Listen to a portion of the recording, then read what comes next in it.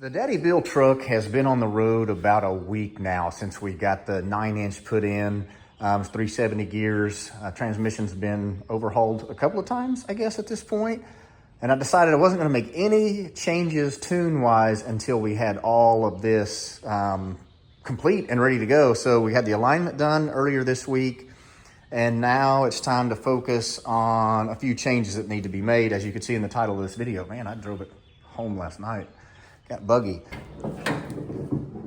For those of you who are new here, this is a 6-liter LQ9. It was bought out of a race car, really, a Chevy 2 that was completely gutted out.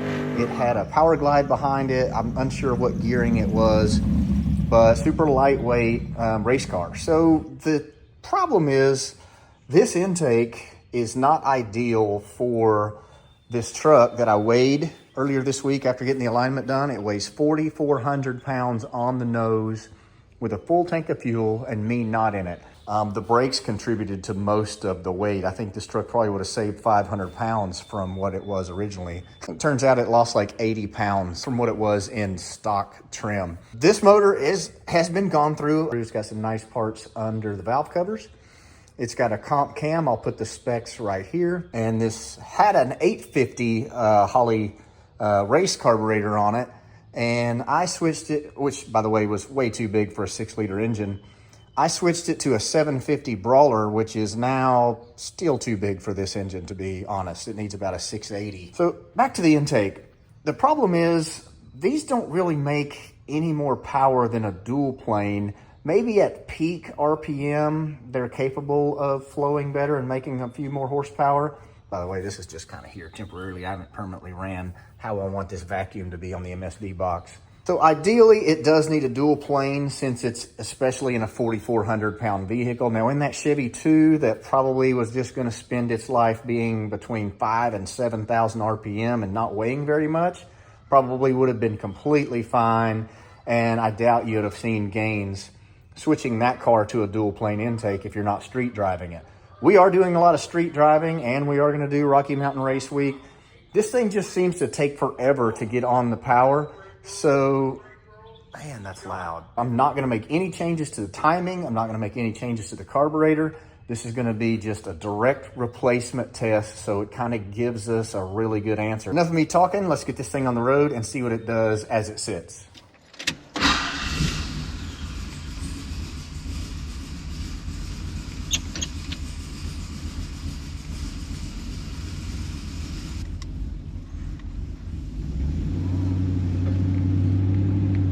Down here to our favorite spot in Mexico real quick. I'm not sure how scientific this is going to be.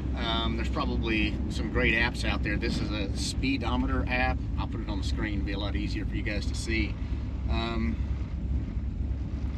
You can record with this, so I don't know the best way to do it, but we're gonna do it this way. And then I'll measure when the speed starts and time it. Let's get it back to 0, and then I'm just going to let off the brake and mash the gas.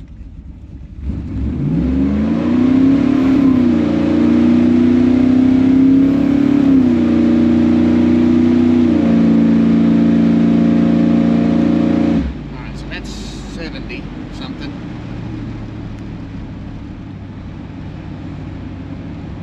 I'll stop recording that. Get back to the garage, start tearing an intake off, waiting for the FedEx guy.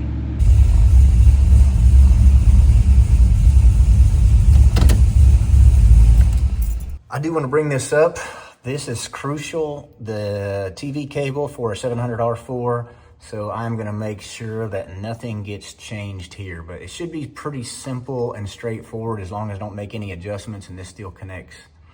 And of course, making sure that the bracket is bolted in the same place.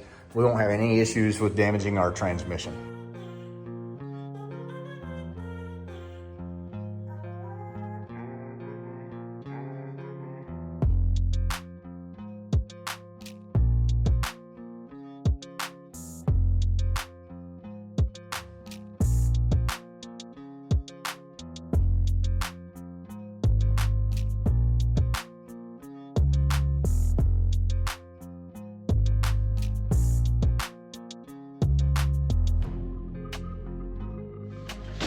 FedEx showed up.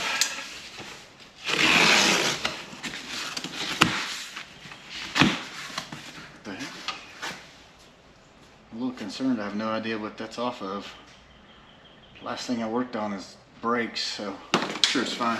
So this is the Holley 300-130 cathedral port LS mid-rise. Oh, this is great. I had to buy these for this other intake because when I bought this engine, it had regular gaskets. $50 for these little freaking O-rings. What else? Hardware. Free warranty card. It's pretty cool. There's the thing. Now, I do not know what the part number is for this single plane, but I don't think it matters. You know, it's a single plane intake from Holley. I don't know that they offer too many different heights, but I will say this one sits taller than this intake, so it's a good thing we got a little room under the hood with our drop base air cleaner. So we should be set there. Also, you'll see a lot of people who will cut down this middle thing to help equalize the amount of fuel that goes to each cylinder.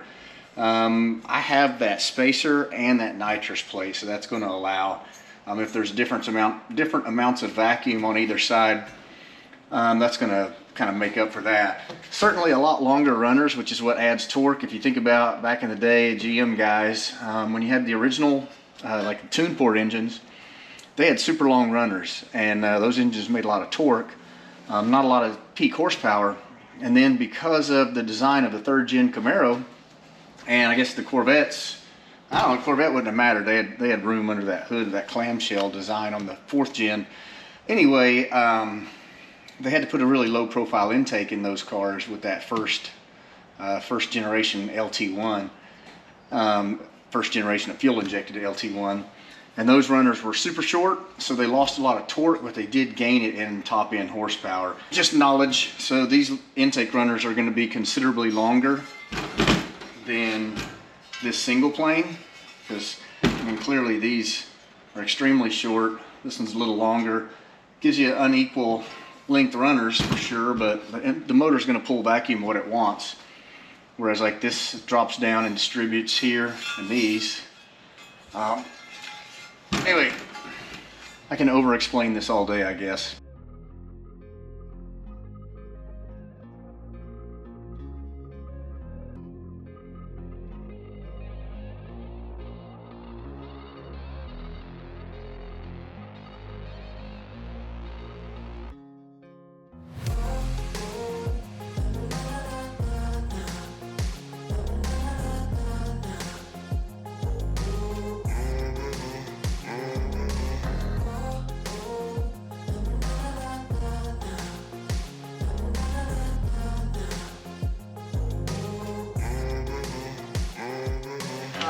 Interesting thing in the paperwork, it actually stated that carburetor recommendations for LS motors. So 5.3 to 6 liter stock engine, 600 to 670. And then 5.3 to 6 plus liter mildly modified 750, 770, 850 vacuum secondaries. And then 6 liter modified engine high performance street strip, it goes from 750 all the way up.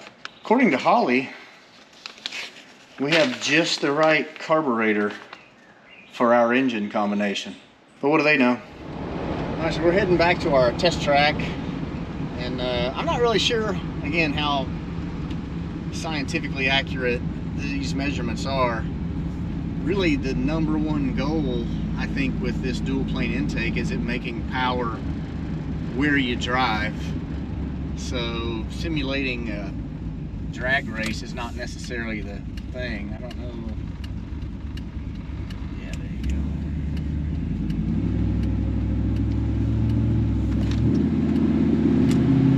Anyway,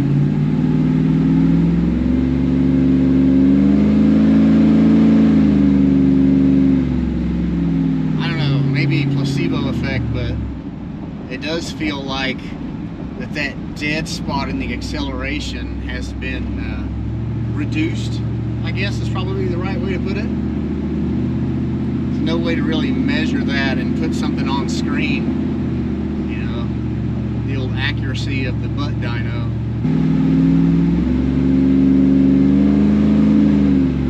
Yeah, it feels a lot better. The drivability is noticeably different.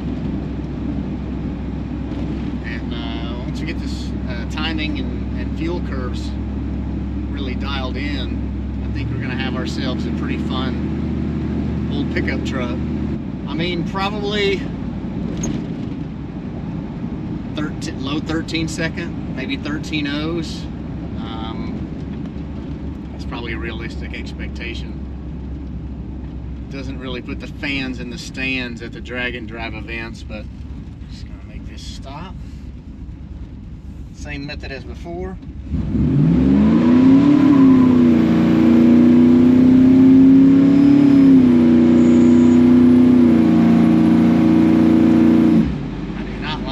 Transmission does. But I'm not messing with that TV cable because the transmission guy will not warranty this if I make any moves on that. All right, well, let's get back to the house and look at the data. So I'll put some graphics on the screen and then I'll kind of speak to them so we can sort of make sense of it. By the way, I'm not sure I showed this. Actually, this dual plane has a port on the side of it as well that I've got running to the vacuum advance. So you can run that for whatever you need it to, but the single plane one only had a port for the brake booster, the larger like 3/8 MPT. Just a little point of fact, not sure I covered it earlier. If you look at these two charts, they're a comparison of the two runs, obviously. Now, one thing to note, they are not speed over time, they are speed over distance. I mean, that's just what the app captures. So realistically, you could have two cars that 0 to 60 3 seconds apart, and these charts would look, or potentially could look, exactly the same because they're going to reach that speed in the same amount of distance. That's just physics of tire rotation and how much ground you cover. The difference is, of course, how fast you get there. That's what we're after. So if you look at the arc on that second chart on the right, it really shows how much quicker the speed ramps up instead of kind of drawing itself out, and it's very not linear. So definitely an improvement when it comes to that acceleration, which again was not what we're after. The goal here was to make this big, heavy truck more drivable. So when you gave it a little bit of gas in traffic or at normal speeds, it actually would accelerate. Whereas in the past, it almost felt like you'd have to back off the throttle some to get it to make power, which I think is a good inclination that it was just a bad air-fuel combo with that intake. I'm super excited to have this tuned again now. Reached out to a guy who's tuned another vehicle of ours. Actually, he did that black one right there with the progressive ignition distributor and stuff on it. So you can check that video on the channel. Also, for those of you who are new, every build step of this truck is on this YouTube channel as well as some other trucks. So try to make them all on a playlist. If you're interested, if you see something on the truck that looks cool or you have a question about, there are videos that cover it. I know most people just jump in the comments and ask a question, which is cool too. I don't mind it. It's not like I'm some big fancy boy YouTuber that doesn't have time for you guys that are people just like me. Again, I know the charts help, but the main thing is this drivability is so much better. I give it definitely 2 thumbs up as a benefit. And you know, that intake I think was $385, which was, I don't know, considerably cheaper than what I've seen for LS intakes and for what I've paid for LS intakes. So not a bad price. Hey, if you enjoyed this video, drop a like, maybe subscribe to keep up with some of the other stuff we're going to do to this truck pretty soon. I do have the speedometer gears here, which is the next step of our build, getting that dialed in because we changed to those 370 gears. Anyway, thanks for watching.